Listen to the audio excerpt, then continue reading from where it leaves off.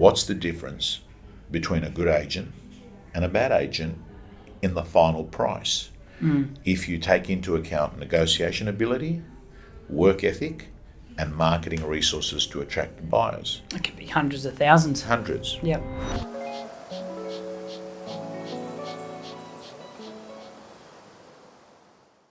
Do you think there'll be a bit of that throughout, like the transition of market, like a lot of stock pulling from market that maybe just thought they were jumping in for maybe a different motivation, you know, because we've always talked about the motivation for people. If it's the right motivation, they'll always sell, you know, if they're committed more to a process. Oh, look, if you're selling a home because you're not buying another home again, I don't know, health, whatever the reason. Yeah. You may turn around and say, I'm not affected by selling and buying because I'm only just selling. Yeah. Right? And you might turn around and say, I'm going to sit here and ride the wave. But I had a property 3 weeks ago, and I said to the owners, it was in Baulkham Hills, and they were moving to Bangalore near Byron Bay. And I just said to them, you know, what do you want to do? They said, we're 50 grand short. I said, okay. My approach when I'm helping put a deal together is I'm not very pushy. I say, no worries, I'll just call the auction off. And then they said, yeah, okay, thanks. And I said, but before I do that, before you make up your final mind, I want to ask you this question. What are you going to do next? They said, we're going to keep it. I said, okay. And what are you going to do after that? I said, we're going to wait till the next time the market goes up. We'll just stay here. I said, okay. And then when the market goes up, what are you going to do? They said, then we'll sell. I said, and then what will you do then? Then we'll move to Bangalore. I said, okay. And when you go to Bangalore, do you think you'll be buying at today's prices, or will you be buying at the new prices? Yeah. And I could see them start processing, and I said, I hope you understand that when the market goes up and your home goes up, so will Bangalore. So I think a better question to ask yourself is not when is the market going to go up next, but are you going to make a decision for your family based on the market or based on your life? The way I see it is you could be living near Byron Bay in 6 weeks' time, and commercially you'll be in exactly the same situation on whether you do it in 3 years' time. So the real issue is, do you want to still stay here for the next 3 years? And they sold. Someone needs to sit there and explain to people, this is a holistic 2-chapter book, you know? And the reality is that if you're selling and buying, man, move forward with your life. And we can be so caught up in that one result, you know, especially when they go through a process, because it is quite lengthy. You know, if an auction campaign, by the time you get it there the whole way, it's been 4 weeks. It is quite grueling, and you start holding on to these numbers in your head as to what you think really matters when, as you've just highlighted, for those people in particular, didn't really matter that 50 grand. What mattered was actually moving on and getting to where they want to be. So Matt, and I've just explained something that's logical, and anyone that's listening or watching this will turn around and say, you know what, that's not flawed, what the guy's saying. But when you're in the midst of things, when you're a vendor that's done a 4-week campaign, when you've become obsessed about every feedback the agent's been giving you, you're focused on one thing. And Daniel Kahneman, who won a Nobel Prize in 1979, studied something quite fascinating about humans, and that is they'll feel more pain losing $1 than pleasure winning $1. And that's important, because if you can understand this concept, you begin to realise why vendors become so protected about the value of their home. People feel more pain losing $1 than pleasure winning $1. So what we're saying is, you'll get more upset of losing 50 grand in the sale of your property than winning 50 grand in your purchase. But a logical person will say, but it's the same. You're in the same spot. But as human beings, we will do anything to protect what we've got. Hence, people taking out insurance in everything in their life.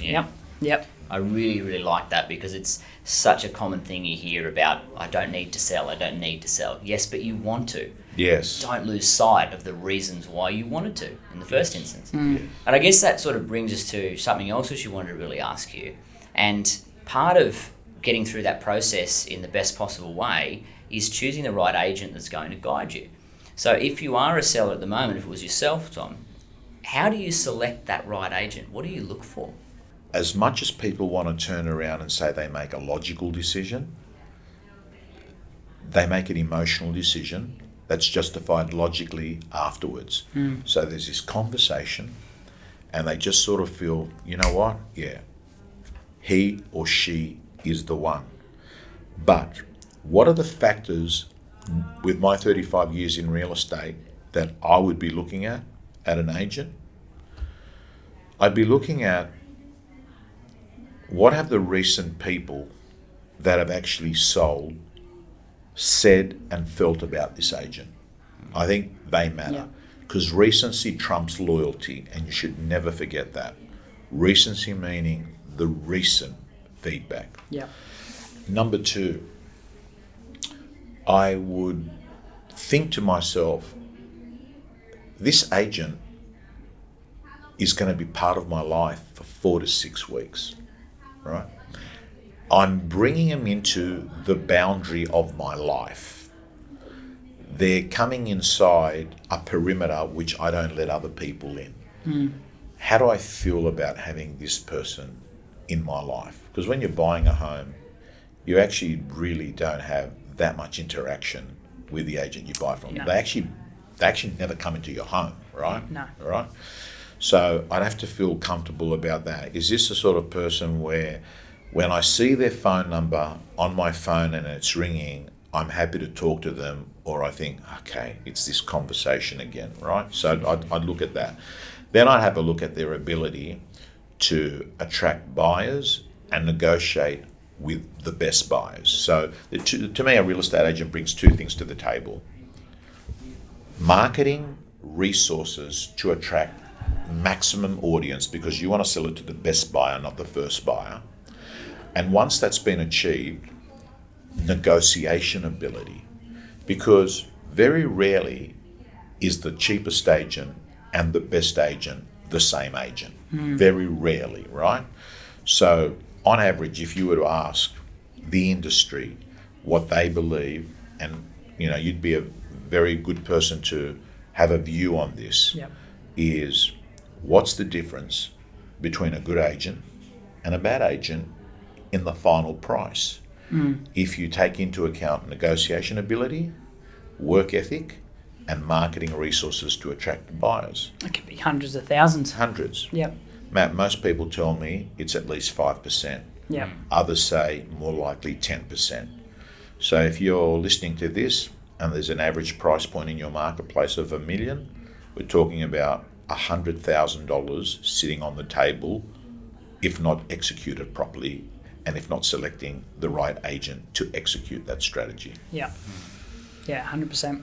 It's something we see all too often, though, is, when people, I think, most vendors, when they're making a decision, for a lot of them, I know in my marketplace, I think the average hold time's about 9 years. So, a decade or so between each sale, it becomes quite tricky to navigate when you get back in. And hence the reason for the podcast today, because I know sometimes they'll speak with family and friends and they'll either get referrals from, people that they've dealt with in the past, or sometimes it can be a little bit of downward pressure on who's the cheapest agent, who's going to tell me the dearest price, which, as we all know, is just a recipe for disaster in any market. But, obviously, I think this market especially, there's been a lot of downward pressure on fees and, obviously agents coming out and sort of saying, well, this is the price I think you can achieve. And because we've been in a market that's trending upwards, it's been achievable.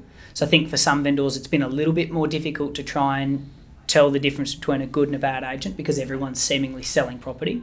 I don't know if you'd agree with the same thing, but I feel like I'm seeing a bit of that. I do agree with it. I do agree when the market's hot, there's a levelling of that 10%, right? There's a levelling, right? So the market actually can often help put the deal together, which complements the agent's ability, right? I get that. But I still don't think that it actually does the same job, good agent, bad agent. I still think to myself, even in a hot market, a good agent will still get more money than a bad agent.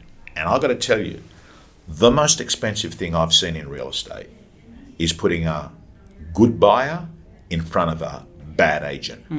That's really expensive. Yeah. Yeah.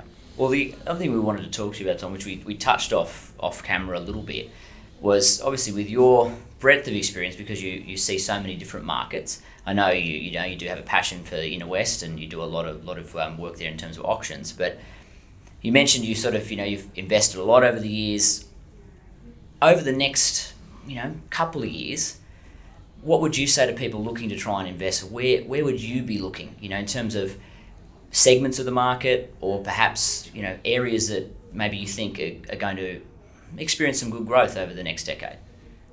So Lachlan, I'll have a punt, but I actually think no one ever gets this question right? No one gets it right. We could go back on this in 5 years. Yeah. You could look pretty good. Yeah.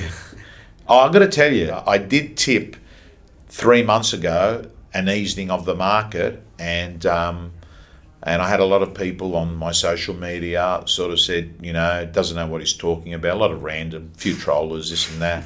And then last week, so this is 2 months later when it has actually eased, Yeah. I got stuck at Sunshine Coast Airport because there was a problem with the aircraft coming back to Sydney. And they took us on a bus ride from Sunshine Coast Airport to Brisbane to take another plane. They couldn't get a plane to Maroochydore.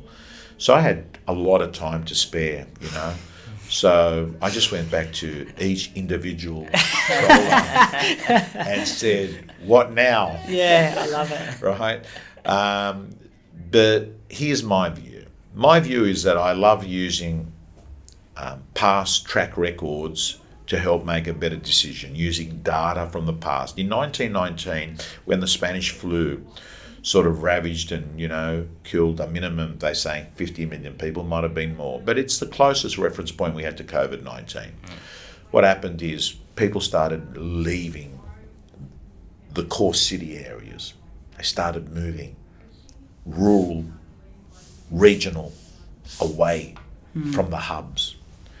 And then when medications started rolling in and the Spanish flu virus disappeared, what they noticed is people returned back in droves to where they left from. Yeah.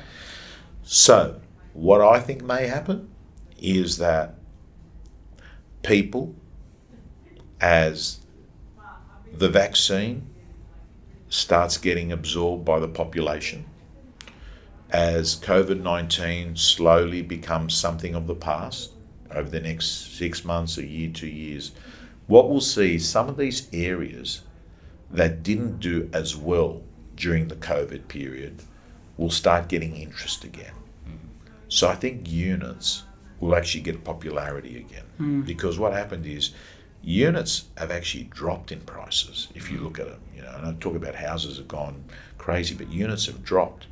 So an inner city unit, which became a scary spot for people living in, because they were thinking, what's going to happen in New York? We're going to have virus coming through the building, and we're going to, Such close contact. Yeah. I think those areas and that kind of product will go up. I think there's a group of people that have moved to rural areas, and I'm getting anecdotal feedback from people that deal with them saying that they feel like some of them have jumped the gun, that actually moving there and living, 10 hours away from where they were living has not actually gone as what they thought, you know. So I can see maybe a softening of those. Areas that have had a benefit of infrastructure will, like Terrigal's an interesting one, because I'd hardly ever gone to Terrigal, but ever since the North Connects was built, and I realised that I can leave my home in the inner west and have really one set of traffic lights to get to the freeway that gets me to the Central Coast, it becomes attractive, because I don't look at kilometres, I look at driving time. You know? So I think those areas are going to benefit. Anything that's had infrastructure, that means that driving times reduce. Driving times a big issue because most people actually drive to these areas, right? So I would say that would be it. And then the last thing is COVID-19, COVID clarity, as I call it. COVID clarity gave people a clear vision of what they wanted their lives to look at because they had a chance to press the pause button and they woke up in April last year and they thought, you know what, I need a Zoom room because I don't want to fight over the kitchen bench with my partner on who's got the kitchen bench and who's sitting on a sofa. We need a Zoom room, right? You know what? We need a swimming pool. We need a pool because I want my home to feel like a hotel if I can't go holiday at a hotel. I want a pool, right? I want another room that I'm going to put in a bench press and some treadmills, right? Because if I can't go to Anytime Fitness, I'll make Anytime Fitness my own gym here, right? So I think homes that have got a lifestyle appeal to it are going to be very popular in real estate as well because COVID clarity gave people a vision of what they want their life to look like. Yeah. I'd be interested to know if you share the same thought. I've been thinking a lot about whether that will reverse once, as you said, once people start to come back to the cities. But my thought is that once a lot of people have had a taste of that home atmosphere, that extra space, it's very rare for someone to go back to a smaller property. So I'm thinking that they may be willing to live with the extra drive time, even if they are going to the office where they maybe wouldn't have previously because they've had a taste. Do you sort of see that happening? Or? If the drive is half an hour extra, what you'll do is a pro-cons analysis and you'll say, you know what, I lived in the inner city, now I'm living in the Shire, right? I can live with that. The real issue is, if you thought 9 months ago that the world was permanently changing and that your employer will allow you to do a 5-day week using Zoom from your new home, it appears that ain't happening. No. Yeah. It appears that there's been this tension between employer and employee, and eventually the employer has won and said, you're coming back. Even if you're not coming back full time, you're coming back. So if you've gone to Tamworth thinking that you're going to be able to run a metro executive role by Zoom, well, that might not actually eventuate permanently, right? So I think the real issue is that, hey, if you can drive in, but it's a little bit longer, you'll probably do a pros cons analysis. Okay, a little bit more driving time, but I've got this. I'll stay here.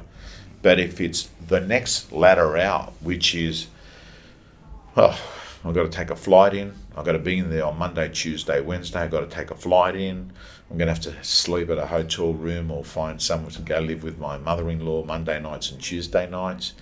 That's where I think COVID-19 has showed us we're not permanently changing to a home workforce. No. The one I wonder will change is areas like Terrigal. We're seeing a lot of people coming up from Sydney because the affordability is awesome.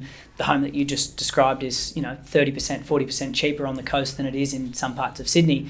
I wonder if some of the clientele that we deal with would end up looking at similar jobs on the coast and taking that pay cut for the lifestyle change. I wonder if that's something that will...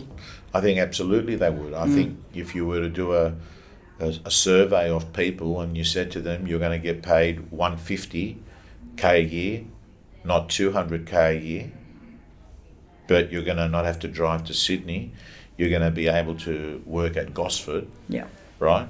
I think there'll be plenty of takers. Yeah, definitely. Well, mate, we appreciate your time. Thank we you understand so much. You've got a massive weekend ahead with Eric, and I'm sure there's been a fair bit of preparation already and a fair bit more to go. I know I'll be seeing you up there. I don't know if Locky's getting up there, but we'll look forward to it. So thank you so much for your time. It's an absolute pleasure. Thank you so Tom. much. Thank you, Cheers. mate. Thanks again for tuning in to another episode of Property Chat with Lachy and Matt, powered by our great friends at Realhub and Campaign Track. As always, like and subscribe to stay up to date with the latest episodes.